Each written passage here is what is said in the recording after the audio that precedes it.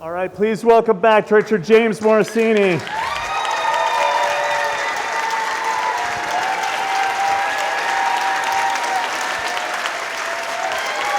Thanks, guys.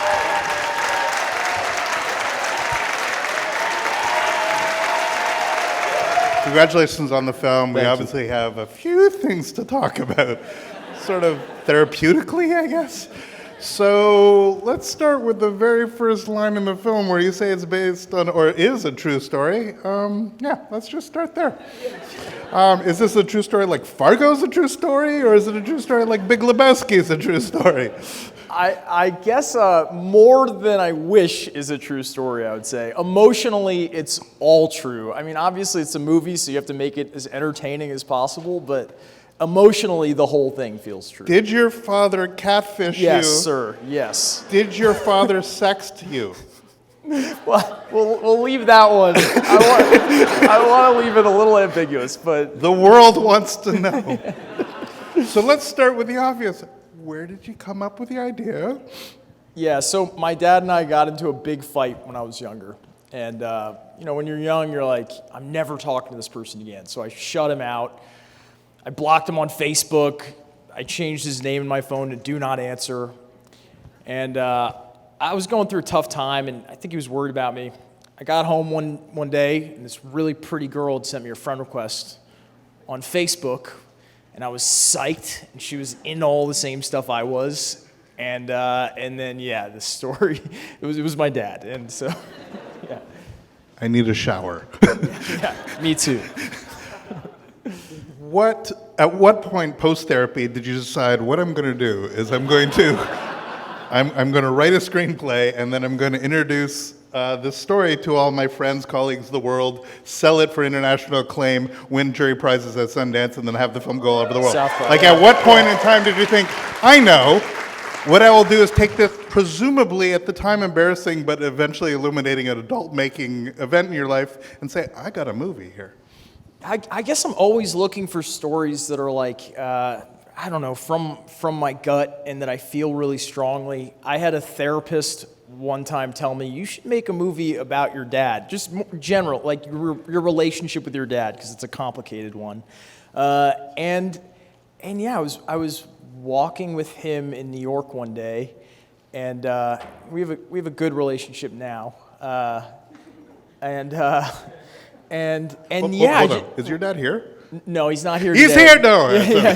This is my dad. This is... I feel so fucking old right now. I'm sorry. So seriously, I'm like, I get it. Can Sorry.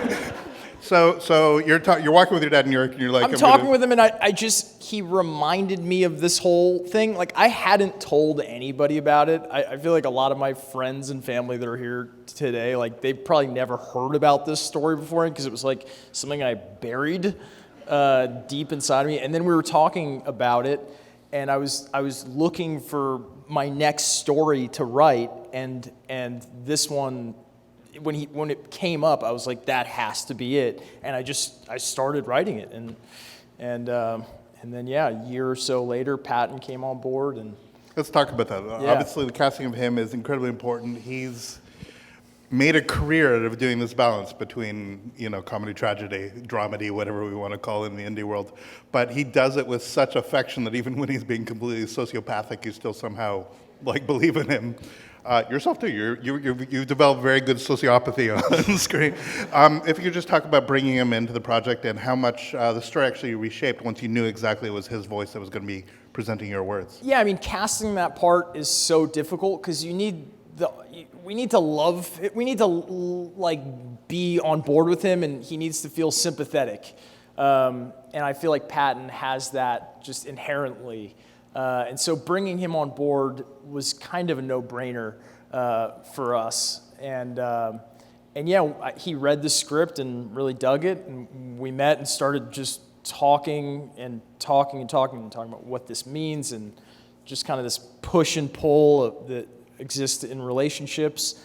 And, the script didn't change a ton from when I brought him on board till when we shot this, but I think we like carved it out more emotionally as we went on. We wanted it to feel as real as possible. I mean, it's a dumb question from somebody who doesn't write movies, but like, whose voice did you have in mind when you're writing the father character? Did you have the character of the father, or did you have your father's voice? I think I had the character of the father more than I spent a lot of time with my dad when I was writing this. I went to Colorado and just like wanted to more so investigate just the feeling I had when I was with him and why it was so complicated. Like it was something I couldn't figure out.